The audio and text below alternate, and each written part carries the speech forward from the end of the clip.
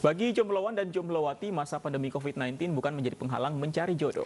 Nah, ini Forum Ta'aruf Indonesia atau Fortais Bantul Yogyakarta membantu para jomblo untuk mendapatkan jodoh melalui program Golek Garwo. Dan hingga kini sudah ratusan pasangan berhasil mendapatkan jodoh lewat program ini.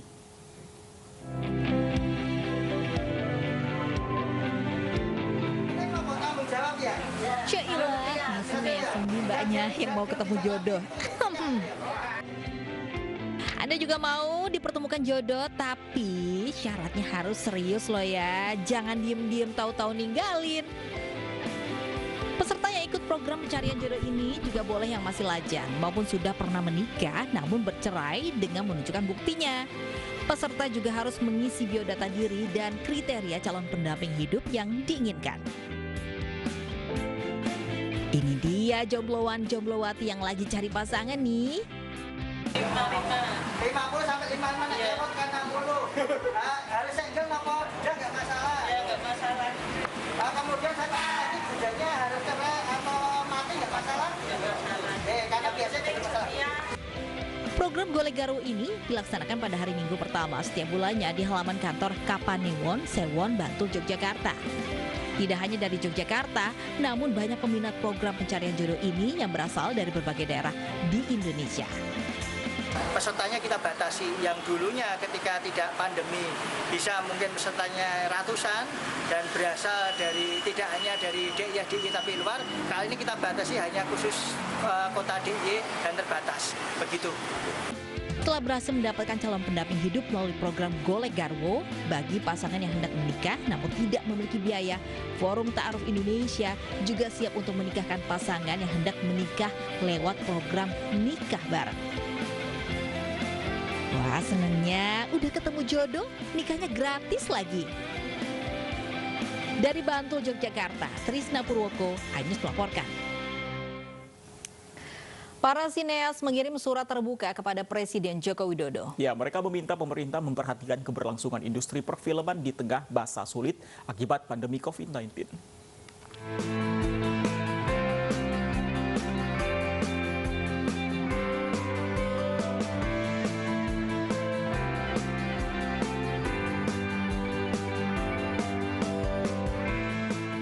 Jumat kemarin, sejumlah insan perfilman di tanah air memposting surat terbuka untuk Presiden Joko Widodo melalui akun Instagram masing-masing. Dalam surat tersebut, pemerintah diminta memperhatikan keberlangsungan industri perfilman ke depan di tengah masa sulit akibat pandemi COVID-19. Mereka meminta pemerintah memberikan bantuan berupa paket stimulus, subsidi, dan perlindungan hukum, serta kesehatan. Salah satunya dengan menyelenggarakan vaksinasi bagi para pelaku industri perfilman dan ekonomi kreatif di Indonesia. Di dalam surat tersebut juga dijelaskan sejak 2016, perfilman Indonesia memasuki era baru. Jumlah penonton terus meningkat dari tahun ke tahun dengan pertumbuhan sebesar 20% per tahun selama 4 tahun terakhir sebelum terjadi pandemi. Tim Liputan iNews melaporkan. Nah, sebenarnya seperti apa kondisi dunia perfilman tanah air saat ini di tengah pandemi? Kita terhubung dengan salah satu sineas tanah air, ada Mas Joko Anwar. Selamat siang, Mas Joko Anwar. Selamat siang. Mas Joko Anwar, sebenarnya apa yang dibutuhkan insan perfilman, dukungan seperti apa atau bantuan apa yang dibutuhkan saat ini? Karena kalau kita tahu sebenarnya beberapa bioskop sudah buka sebenarnya, Mas. Ya, sebelumnya saya mau jelasin dulu bahwa industri perfilman Indonesia adalah salah satu subsektor dari industri ekonomi kreatif yang menopang perekonomian Indonesia secara signifikan dengan tenaga kerja di subsektor film, animasi, video yang hampir mencapai 50.000 orang di tahun 2019 dan lebih dari 2.500 jumlah usaha. Dan kontribusi industri film Indonesia ke pendapatan negara di tahun 2019 diperkirakan lebih dari 14 triliun rupiah. Jadi ini sangat signifikan sekali untuk dipertahankan. Yang kita butuhkan adalah dukungan pemerintah. Pertama, membantu pemulihan industri film Indonesia lewat dana pemulihan ekonomi nasional atau PEN dengan mekanisme yang tentunya akan ditentukan secara transparan kemudian.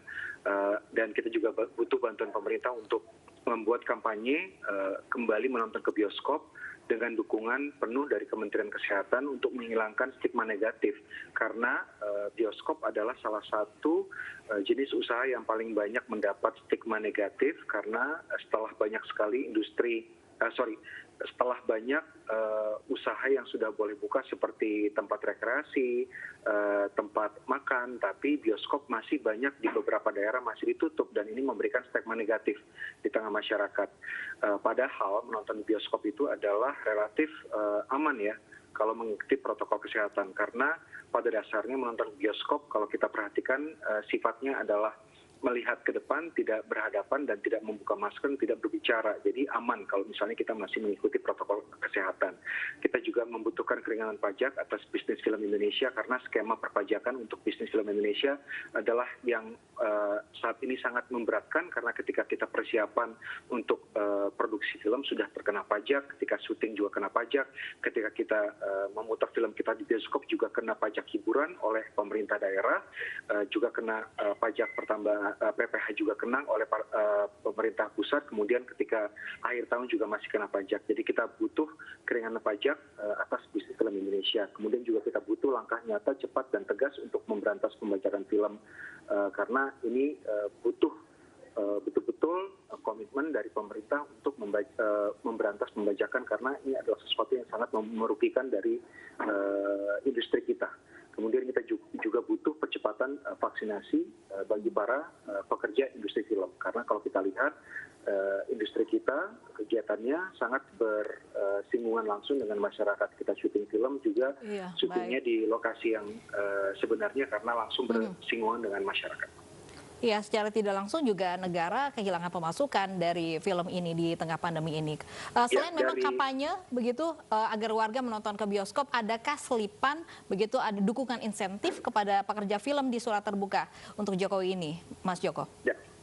Ya, tadi yang sudah saya sebutkan ya, kita butuh bantuan berupa selain stimulus pajak juga mungkin ada kucuran dana dari dana pemulihan ekonomi nasional yang sedang kita coba rumuskan sekarang. Para produser sekarang mencoba untuk membuat bagaimana mekanismenya supaya lebih bisa terarah dana dari pemulihan ekonomi nasional yang coba nanti proposal yang akan kita ajukan ke pemerintah.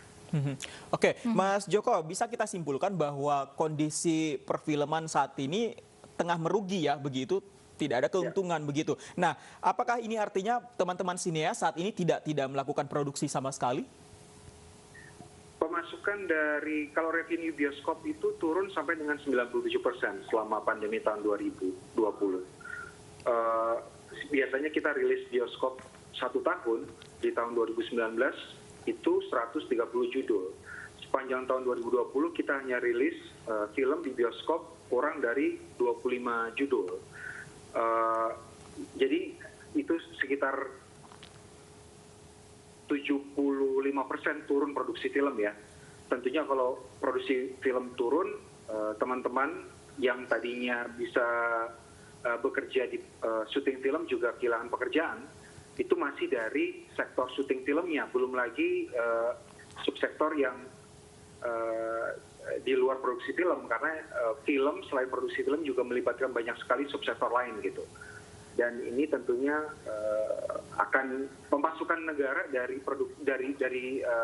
subsektor film ini dari bioskop saja itu kerugiannya 1,5 triliun per tahunnya dari penjualan tiket bioskop. Yang tidak langsung dari bioskop itu mencapai 1,2 triliun.